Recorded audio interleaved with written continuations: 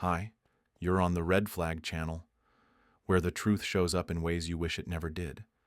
No setups, no fancy intros. Just this. She lost it on me about the trash. A stupid bag of trash I hadn't taken out yet. She stood there, hair tied up, old hoodie on, mascara smudged from the night before, and said, "You never finish anything you start." Not even the little things I didn't argue. I didn't even flinch. I was still holding a slice of cake I bought myself on the way home because, yeah, it was my birthday and she hadn't said a word.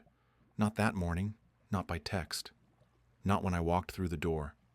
I tried to tell myself it didn't matter. People forget dates all the time, right? Maybe she was planning something for later. Maybe I was just being sensitive. But as she stood there tearing into me about a trash bag while her phone buzzed nonstop on the counter, it clicked. She wasn't planning anything. She just didn't care. Then she snapped, "You think being loyal makes you special? It doesn't mean anything anymore."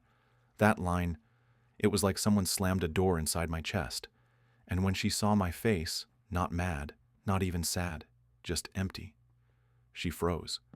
For the first time in months, she actually looked at me. Then her voice softened, cracked almost. "Wait, I didn't mean it. I love you," but the words didn't match her eyes. They looked scripted, flat, hollow. 2 days later, I found out exactly what "I love you" meant to her, and who else she was saying it to. She'd left her phone on the nightstand, screen blinking. I shouldn't have, I know. But my gut twisted, my hand moved, and I looked. The message preview was short. "Last night was unreal. Can't stop thinking about you," not from a coworker, not from her sister, just a name. Marcus. I scrolled, my chest caving with every line. Weeks of messages, months even. Jokes I'd never heard, complaints about me like I was some bad roommate, my snoring, my habits, my quiet moods. And then photos. Blurry mirror shots in some hotel, her necklace shining in the dim light. My wife. My partner of 11 years.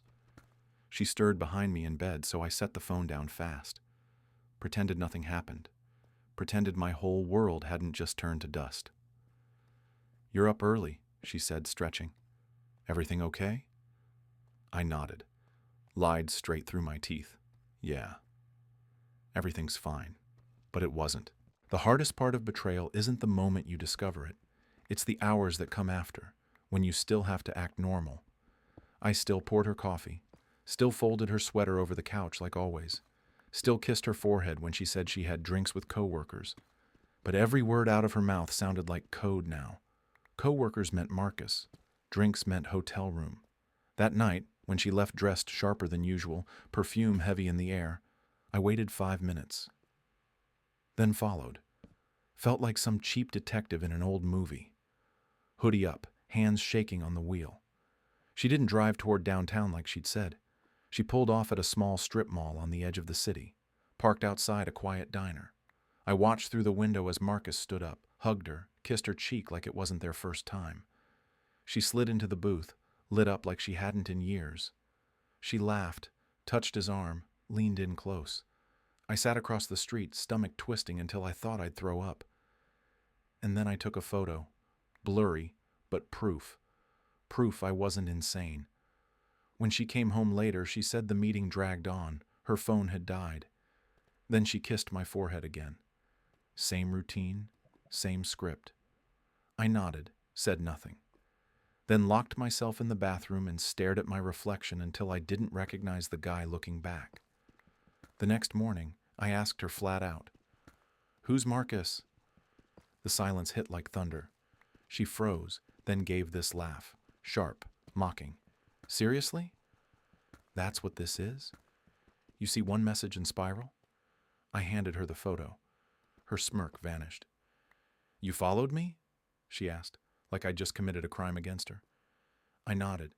She looked at the picture, tossed it back at me like trash. "You think this proves anything? We had dinner, that's all. You're paranoid. You're pathetic, Daryl. Always playing the victim." And then she stormed out. But here's the part that gutted me. She wasn't even scared anymore. She didn't care if I knew. That weekend, she claimed she had a last-minute strategy workshop, suitcase packed, no kiss goodbye, just a muttered, "Don't wait up." But she'd forgotten to unlink her old tablet, emails still syncing. That's how I found the Airbnb reservation. 2 names on it, hers and Marcus's, cozy cabin by the lake. My hands went cold. All the little lies, all the late nights, all the meetings. It was all so ordinary, so planned. I didn't drive to the cabin, didn't confront her. Instead, I stayed at my brother's place, writing it all down like evidence for a trial that was never coming. When she got back, she waltzed in like she'd been at a spa. Tan lines, loose bun, fake smile. She even said, "Would have been nice if you came with me." That was the lie that broke me. That night, I opened the box I'd been avoiding. Bank records, documents, backups. And I saw the money. Transfers out of our joint account. Steady withdrawals tied to Marcus's so-called consulting. It wasn't just my marriage she'd drained. It was our savings, too. The next morning, I packed a bag, looked her in the eye and said, "You don't have to lie anymore."